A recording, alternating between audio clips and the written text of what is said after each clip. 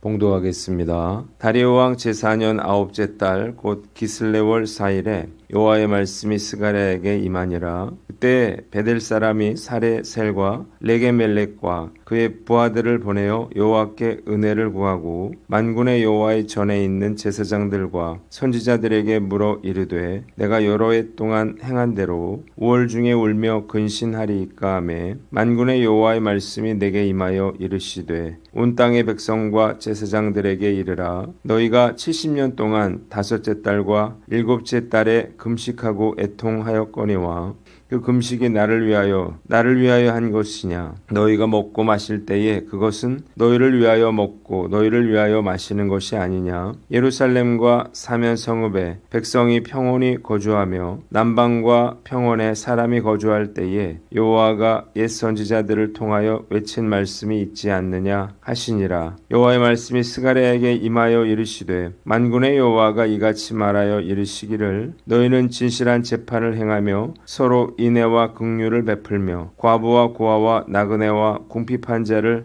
압제하지 말며 서로 해하려고 마음에 도모하지 말라 하였으나 그들이 듣기를 싫어하여 등을 돌리며 향하며 듣지 아니하려고 귀를 막으며 그 마음을 금강석 같게 하여 율법과 만군의 여호와가 그의 영으로 옛 선지자들을 통하여 전한 말을 듣지 아니하므로 큰 노가 만군의 여호와께로부터 나왔도다. 내가 불러도 그들이 듣지 아니한 것처럼 그들이 불러도 내가 듣지 아니하리라. 만군의 여호와가 말하였느니라. 내가 그들을 바람으로 불어 알지 못하던 여러 나라에 흩었느니라. 그 후에 이 땅이 황폐하여 오고 가는 사람이 없었나니 이는 그들이 아름다운 땅을 황폐하게 하였음이니라 하시니라. 아멘. 오늘은 스가랴서 7장 말씀을 가지고 참된 금식이라고 하는 제목으로 묵상 나눔하도록 하겠습니다.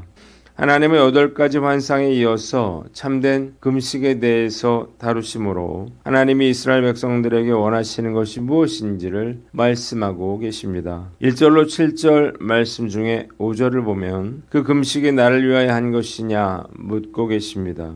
이스라엘 백성들은 예루살렘 성전이 바벨론 군대에 의해서 파괴된 BC 586년 5월 7일을 기념하기 위해서 바벨론 포로 생활 중에 5월 한 달 동안 금식을 했고 고국으로 되돌아와서도 계속해서 금식을 하고 있었습니다. 그런데 성전 재건 공사가 어느 정도 이루어지면서 금식을 언제까지 계속해야 하는가에 대해 의문을 품은 베델 사람들을 예루살렘의 제사장들과 선지자들에게 보내서 금식을 언제까지 해야 하는가를 묻고 있습니다. 4절 이때 하나님께서 스가랴 선지자에게 말씀하십니다. 너희가 지난 70년 동안 다섯째 달과 일곱째 달에 금식하며 애곡하기는 했지만 이것이 너희가 진정 나를 위해서 한 것이냐? 너희가 먹고 마실 때에도 너희 민족을 위해 먹고 마신 것이 아니냐? 예루살렘과 주변 여러 성읍에 거주하는 사람들이 늘어나는 그 무렵에 하나님께서 예언자들을 시키셔서 이 말씀을 선포하게 하셨습니다. 본문이 우리에게 주는 교훈이 있는데 순종의 사람이 되라는 것입니다. 혈당의 문제가 생기기 전까지 저는 금식 기도를 자주 했습니다. 매년 1년에 2번씩은 기도원에 들어가서 금식 기도를 했고요. 40일간의 아침 금식도 여러 번 했습니다. 아침 금식도 결코 쉽지가 않습니다. 평소에 아침을 안 드시는 분도 계시겠지만 매일 새벽 기도를 드리면서 아침을 금식하면요. 저녁 식사 이후로 다음날 12시까지 아무것도 먹지 못하게 됩니다. 그러니까 쉬운 일은 아니죠. 그런데 이스라엘 백성들이 5월뿐만 아니라 7월에도 금식을 해온 것은 무척 수고로운 일이 아닐 수가 없었던 거예요. 하나님은 이제 금식을 중단해도 되느냐라고 하는 백성들의 질문에 그 금식이 나를 위하여 한 것이냐라고 묻고 계십니다. 무엇을 알 수 있습니까? 이스라엘 백성들이 5월과 7월에 금식을 한 것이 진정으로 자기들의 죄를 회개하고 하나님께 영광을 올려드리기 위해서 한 것이 아니라 다만 포로 신세가 된 자신들의 처지가 비참하게 느껴졌기 때문에 통분하는 마음으로 금식을 했다는 것입니다. 말씀을 묵상하면서 금식과 같은 종교 행위가 얼마든지 하나님을 위한 것이 아니라 나를 위한 것일 수 있다는 사실을 깨닫게 됩니다. 자기 위로를 위해서 또는 나 자신을 드러내고 자랑하기 위해서 또는 내가 주님을 위해서 이만큼 하고 있다는 생각 때문일 수 있다는 것입니다. 마태복음 9장 14절에 요한의 제자들이 예수께 나와 우리와 바리새인들은 금식하는데 어찌하여 당신의 제자들은 금식하지 아니하니까 물었습니다.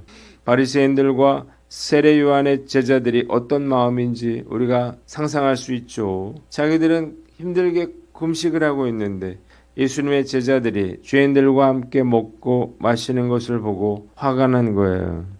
안타깝게도 그들은 죄인들이 주님께 돌아와 죄사함과 구원을 받는 기쁨과 감격에는 무관심했고요. 오직 율법적이고 형식적인 금식에만 관심이 있었습니다. 그래서 외식의 죄뿐만 아니라 비난과 정죄의 죄를 더하게 된 것입니다. 신앙생활이 오래되고 말씀에 대해서 잘 알고 엄격하고 철저한 경건 생활을 하는 사람일수록요, 율법적이고 형식적인 신앙생활을 할 수가 있는 것입니다. 그렇게 살지 못하는 사람들을 판단하고 정죄할 수 있는 거예요. 교회마다 좀 화가 난 것처럼 보이는 분들이 있습니다. 대개는 교회 중직들인데요. 아마도 그 교회에서 가장 신앙생활을 열심히 하는 분들일 것입니다. 아무리 열심히 금식한다 하더라도 그 금식이 종교적인 행위에 불과하다면 아무런 의미도 없는 것입니다. 하나님께서 진정 원하시는 것은요, 금식이 아니라 순종이기 때문입니다. 회개와 순종이 없는 금식은 그들만의 행사에 불과하기 때문이에요. 말씀을 묵상하면서 나는 어떤가를 돌아봅니다. 나이가 들고 아는 것이 많아지면서 오히려 순종하기가 더 어려워지지 않았나 그런 생각이 들어요. 오늘 나는 어떤가 스스로를 돌아보고 마음을 추슬러 하나님께서 원하시는 순종의 사람 되시기를 주님의 이름으로 축원합니다. 두 번째 8절로 14절인데 12절을 봅니다.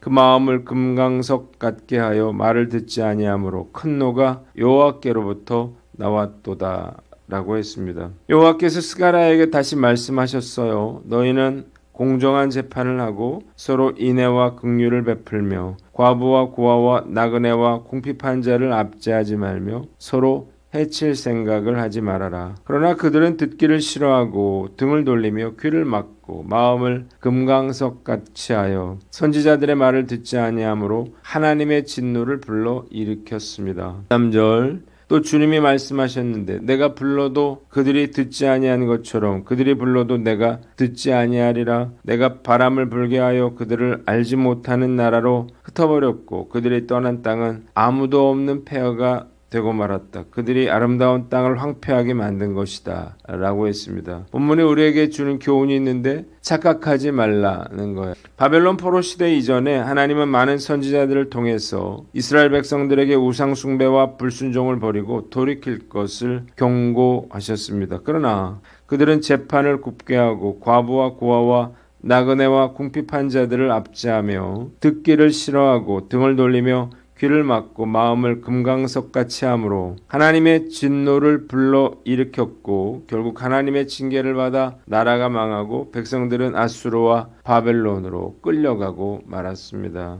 왜 이스라엘 백성들이 선지자들을 통해서 받은 하나님의 경고를 무시했을까요? 그들이 하나님의 선택된 백성이라는 것과 하나님의 성전이 있는 예루살렘 성은 결코 무너지지 않을 것이라고 그들이 확신했기 때문입니다. 하나님의 선택된 백성이라면요, 선택된 자처럼 살아야 할 것입니다. 선민은 그래서 오히려 더 큰 하나님의 징계를 받을 수도 있는 것입니다. 우리도 이럴 수 있겠죠. 재판을 굽게 하고 과부와 고아와 나그네와 궁핍한 자들을 압제하고 서로 미워하고 다투면서도 나는 하나님의 선택된 자녀이기에 다 용서받을 거라고 착각하는 것입니다. 이유가 있죠. 예배도 드리고 교회에서 봉사도 하고 있기 때문입니다. 그런데요, 내 믿음이 바른가 그른가 하는 것은요, 나의 느낌이나 경험이나 열심에 따라서 판단해서는 안 될 것입니다. 왜냐하면 우리의 느낌은 너무나도 주관적이기 때문이에요. 그래서 반드시 우리는 하나님의 말씀에 비추어 우리 자신을 돌아봐야 하는 거예요.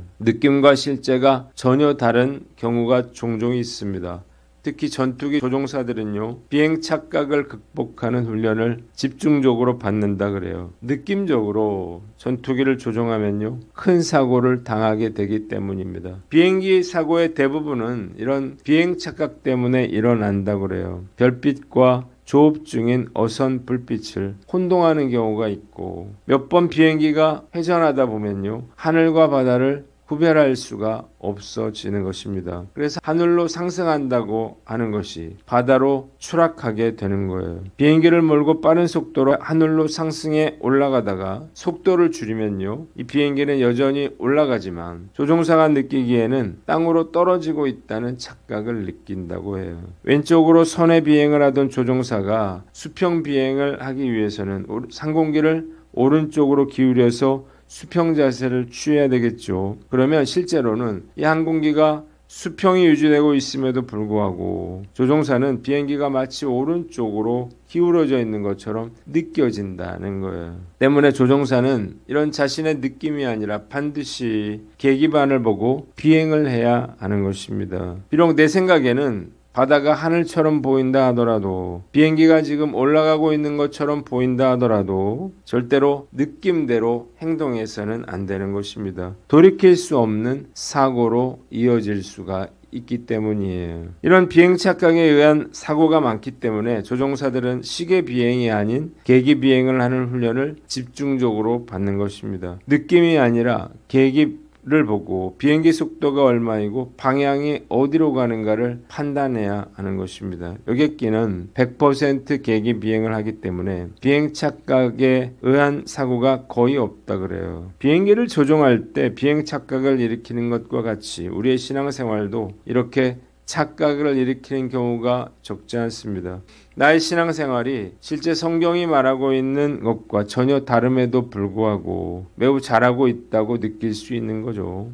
제대로 신앙생활을 하기 위해서는 우리의 이런 느낌이나 추측을 버리고 조종사가 비행기의 계기판을 바라보듯이 냉정하게 하나님의 말씀에 나 자신을 비추어 봐야 하는 것입니다. 우리가 방언을 받았다든지 기도할 때 마음이 뜨거웠다든지 눈물을 흘렸다든지 하는 경험이 중요한 건 아니에요. 내가 거듭났는지 예수 믿는 자인지 하나님의 자녀인지를 알기 위해서는요, 반드시 우리가 하나님의 말씀을 통해 우리 자신의 모습을 비추어 보아야 하는 것입니다. 불순종하면서도 잘하고 있다고 착각하고 있다면요, 비행 착각으로 인해서 비행기가 추락하여 귀한 목숨을 잃는 것과 비교할 수 없는 엄청난 비극을 초래하게 될 것입니다. 이 말씀을 우리가 명심하고 말씀에 순종하며 살아가는 저와 여러분들 되시기를 바랍니다.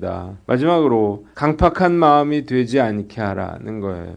12절에 이스라엘 백성들이 마음을 금강석같이 하고 끝내 듣지 않았다는 말씀이 마음에 들어옵니다. 하나님께서 가장 싫어하는 것이 바로 이런 강팍한 마음입니다. 죽으면 죽었지 나는 듣지 않을 것이고 내 마음대로 할 것이라고 생각하는 사람에게는 더욱 큰 고통과 재앙이 기다릴 뿐이에요. 실수하는 것보다, 죄를 저지르는 것보다 더 악한 것은요, 회개하지 않는 것입니다. 마음을 강팍하게 갖는 거예요. 이것은 끝내 멸망으로 가는 죄가 되는 것입니다.